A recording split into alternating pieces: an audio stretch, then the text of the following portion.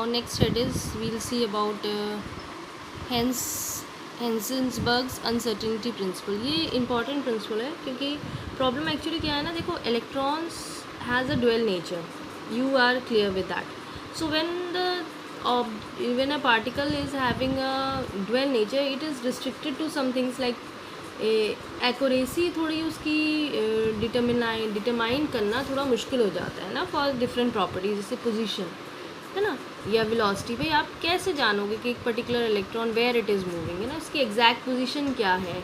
पता चला आप मान के चल रहे हैं, ये तो आपने एज्यूम करा रखा है इलेक्ट्रॉन यहाँ ऑर्बिट में मूव कर रहा है, ठीक है, यहाँ चला. उस कंडीशन में आप कैसे कह सकते हैं ये पार्टिकल इसी जगह पे होगा और यहाँ पे आपने इसकी एग्जैक्ट पोजीशन या वेलोसिटी, तो आप एज्यूम करके चले, मैं मान के चल रही हूँ कि यहाँ इसकी पोजीशन है और इसकी वेलोसिटी को मैं ना लेके चल लूँगी कि हाँ भैया ये इसकी वेलोसिटी है ना. तो एग्जैक्टली किसी को कोई मूविंग ऑब्जेक्ट है, तुम उसको कैसे डिटरमाइन कर सकते हो कि उसकी पोजीशन यही होगी और उसकी वेलोसिटी वो इसी स्पीड में, पता चला अभी वो है, पता चला वो आगे बढ़ गया, तुमने सोचा. तो इसीलिए ये थोड़ा सा दिक्कत आई, वेलोसिटी पे दिक्कत आई. आप एग्जैक्ट पोजीशन निकालना उसकी या वेलोसिटी निकालना या मोमेंटम निकालना थोड़ा सा इलेक्ट्रॉन्स के लिए जो कहानियाँ पीछे हम लोग गढ़े हैं वो थोड़ी गलत बैठती हैं. तो इसीलिए हेंसबर्ग अनसर्टिनिटी ने अपना एक प्रिंसिपल, जो हेंसबर्ग्स थे, वर्नर हेंसबर्ग्स, उनने एक प्रिंसिपल जनरेट करा, हेंसबर्ग्स अनसर्टिनिटी प्रिंसिपल. इसमें एग्जैक्टली जो उसने बताया कि it is not possible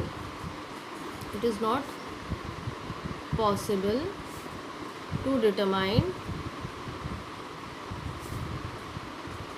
Simon में लिख देती हूँ, ठीक है. तो उन्होंने वही बताया ना, it is not possible to determine simultaneously the position and the momentum of the moving microscopic particle. कुछ भी हो, इलेक्ट्रॉन यहाँ बात करें, कोई और छोटा पार्टिकल ले लो और जो उसकी एक पर्टिकुलर एब्सोल्यूट एक्यूरेसी, ठीक है, तो निकाल लोगे, लेकिन आप सोचो कि एग्जैक्ट एक्यूरेसी के साथ आएगी, वो चीज़ नहीं है. इसीलिए उसने थोड़ा सा ना अपना फॉर्मूला चेंज करा और फॉर्मूले को चेंज करने पे उसने ये देखा कि आप इसको दूसरे तरीके से उसने रिलेट करा. उसने फॉर्मूला जनरेट करा, delta x delta P H upon 4 पाई, ठीक है.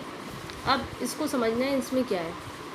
डेल्टा एक्स जो था, क्योंकि सब चीज़ अनसर्टिनिटी पे चल रही है, तो uncertainty in the determination of the position. मैंने अभी आपको पीछे बताया है कि आप कैसे रिलेट कर सकते हो यही पोजीशन. पता चला आप एक अनुमान लगाओगे ये इसकी इनिशियल स्टेट थी, आपने जब तक देखा ये इसकी चीज़ आ गई, तो डिफरेंस आ गया ना काफ़ी.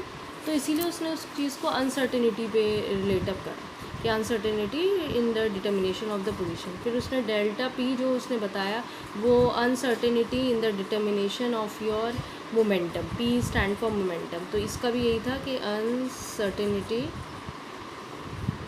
in the determination of the momentum, ठीक है.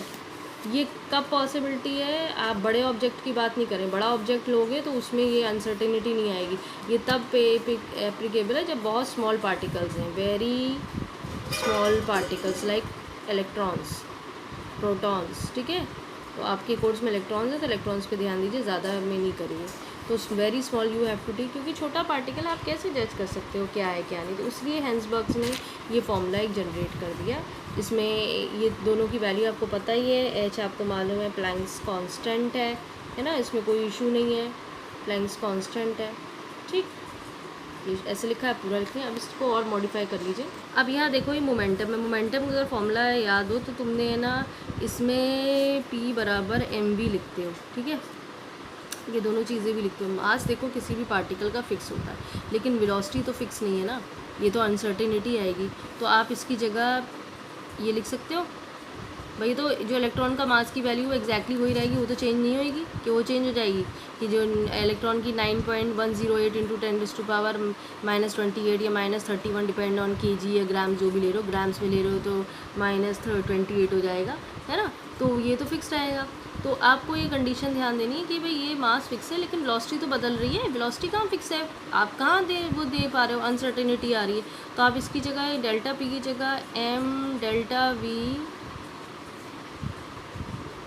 ये नहीं लगा सकते. इसको और चेंज कर लो।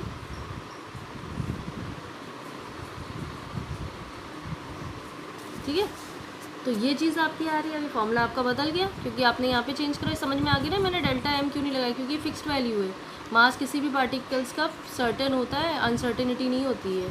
तो एम जो है वो basically mass of the particle है। भाई इलेक्ट्रॉन को कहीं पे भी रख लो, क्या उसका मास चेंज हो जाएगा? ठीक है, और ये जो है वो फिर वही हो जाएगा uncertainty in determination of velocity. ठीक है, कैलकुलेटर्स तो सबको पता है ना, ये इस तरह का कैलकुलेटर होता है जो आप लोग यूज़ करते हैं। तो लेट्स फोकस ऑन इट। तो यहाँ पे आपको कुछ चीज़ें क्लियर हो रही है, जो चीज़ें आपके फॉर्मूले बन के आए। जितना कम अनसर्टेनिटी रहेगी आपकी, उतनी ज़्यादा इजीली आप पोजीशन और वेलोसिटी को डिटरमाइन कर पाएंगे। देखो जहाँ तक जितना प्रॉब्लम होएगी, अनसर्टेनिटी ज़्यादा है, वहाँ पे आपको डिटर्मिनेशन सही नहीं रहेगा। ठीक है, तो ये आपको ध्यान दे के चलना है कि minimum the uncertainty in the particular particles और object, the determination of position और वेलोसिटी विल बी साइमल्टेनियसली, है ना, that will be equal to about how much. तो ये अनसर्टेनिटी को शो कर रहा है। तो जितना अनसर्टेनिटी हो रहा है उतना ही आपको कम रखोगे, उतनी इजीली आप पोजीशन और वेलोसिटी वगैरह निकाल सकते हो। ठीक है, जो किसकी वैल्यू है इसकी, प्लैंक्स कांस्टेंट 4πm।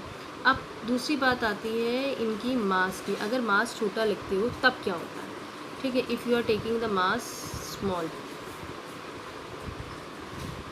उस कंडीशन में क्या होगा, mass of particle is if it is smaller than this uncertainty will be greater.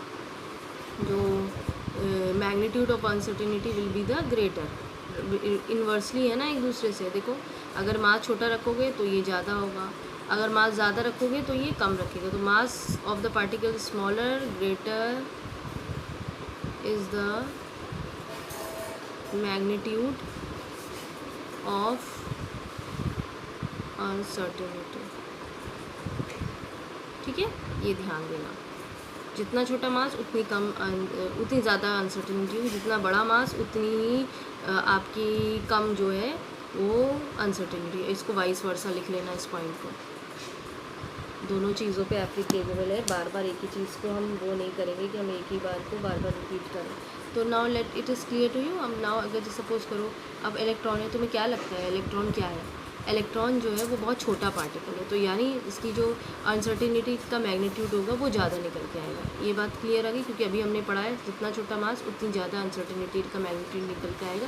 जितना बड़ा मास होगा पार्टिकल का उतनी ही कम अनसर्टेनिटी। भाई तुम फिक्स हो गए यार, एक बड़ी बॉल को तुम फेंक रहे हो, तुम्हें पता है कि वो एक सही डेफिनेट जगह पे वेलोसिटी से मूव करेगी और एक डेफिनेट जगह पे आएगी। उसकी पोजीशन भी तुम इजीली डिटरमाइन कर लोगे और वेलोसिटी भी। लेकिन छोटे ऑब्जेक्ट को, क्योंकि वो माइक्रोस्कोपिक ऑब्जेक्ट्स होते हैं, उनमें अनसर्टेनिटी ज़्यादा होती है। अब आपने सिंपल एज दैट अपना फॉर्मूला लिखा जो आप यूज़ कर रहे हो।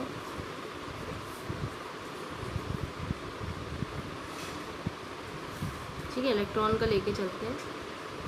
ठीक है,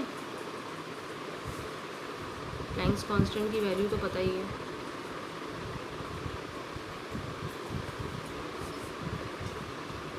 पाई की वैल्यू भी मालूम है, मास की वैल्यू भी मालूम है, ग्राम में लिया है। ठीक, तो ये